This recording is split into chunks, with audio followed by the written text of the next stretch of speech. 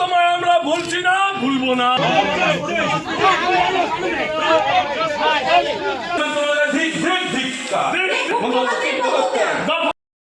আরজিকর কাণ্ডে প্রভাব পড়ল শিলিগুড়ি পুর নিগমের বোর্ড মিটিংয়ে। উই ওয়ান্ট জাস্টিস স্লোগান তুলে বোর্ড মিটিং ছেড়ে বেরিয়ে গেলেন বিজেপির কাউন্সিলররা।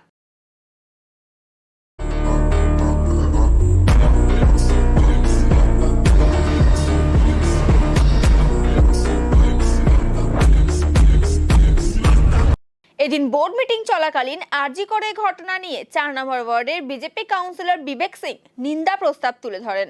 সেই প্রস্তাব প্রত্যাখ্যান করেন চেয়ারম্যান। এরপরে বিজেপি কাউন্সিলরদের আনা নিন্দা প্রস্তাব নিয়ে তুমুল বাকবিতণ্ডা শুরু হয়। সেই সময় উই ওয়ান্ট জাস্টিস স্লোগান তোলেন বিজেপি কাউন্সিলররা এবং বোর্ড মিটিং বয়কট করে বেরিয়ে যান।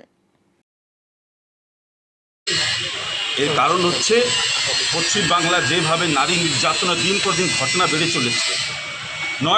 9 আগস্টে আরজিকরে যে ঘটনা, যে নরকীয় হত্যাকাণ্ড যে আমাদের পশ্চিম বাংলায় ঘটেছে, সেই বিষয় নিয়ে আমাদের মাননীয় কাউন্সিলর 4 নম্বর ওয়ার্ডে বিবেক সিং একটা নিন্দা প্রস্তাব আজকে বোর্ড সহ উত্থাপন করতে চেয়েছিলেন। তিনি আগেও কিন্তু এই প্রস্তাবের চিঠি কিন্তু মাননীয় চেয়ারম্যান সাহেবকে দিয়েছিলেন, কিন্তু আজকে আমরা কি দেখলাম, সে প্রস্তাবকে একবার ওখান থেকে সরিয়ে মাননীয় মেয়র সাহেবের প্রস্তাব কিন্তু ওখানে উত্থাপন করার জন্য কিন্তু পারমিশন দিলেন। এটাই নিয়ে আমাদের প্রতিবাদ ছিল।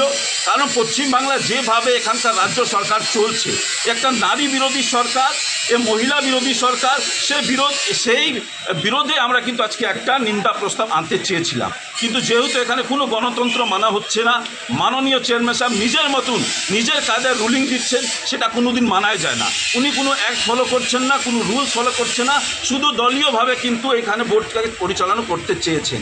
এই জন্য আমাদের আজকে প্রতিবাদ।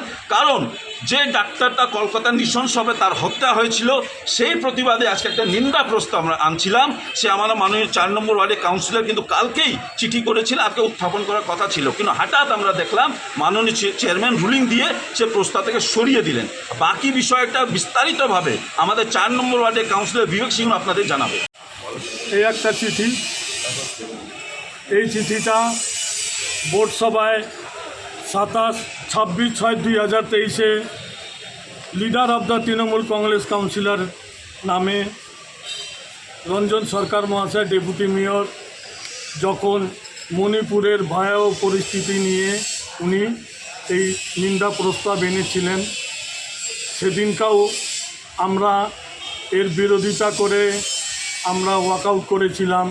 আর যখন আমরা আমাদের চিঠি দিয়েছি যে আমরাও নিন্দা প্রস্তাব, আমরা কিন্তু মণিপুরে বাস করি না, আমরা কিন্তু পশ্চিমবঙ্গে বাস করি। পশ্চিমবঙ্গের পরিস্থিতি কি আছে আপনারা সাংবাদিক আপনাদের থেকে ভালো আর কেউ জানতে পারবে না। আপনারা ডেইলি দেখছেন কি পরিস্থিতি হয়ে আছে। শুধু পশ্চিমবঙ্গ নয়, পুরো ভারতবর্ষ নয়, বিশ্ব এই কলকাতার আরজিকর ঘটনা নিয়ে যেভাবে উত্তাল হয়ে উঠেছে, সেই পরিস্থিতিতে এনারা আমাদেরকে বোর্ড সভায় নিন্দা প্রস্তাব আনতে দিতে চাননি। ওনারাই নিন্দা প্রস্তাবকে প্রত্যাখ্যান করেছেন। তার ইসেই আমরা আজকে বোর্ড সভা বয়কট করলাম। আমাদের একটাই দাবি, মুখ্যমন্ত্রীর পদত্যাগ না করা অবধি আমাদের আন্দোলন চলতে থাকবে, আমরা চালিয়ে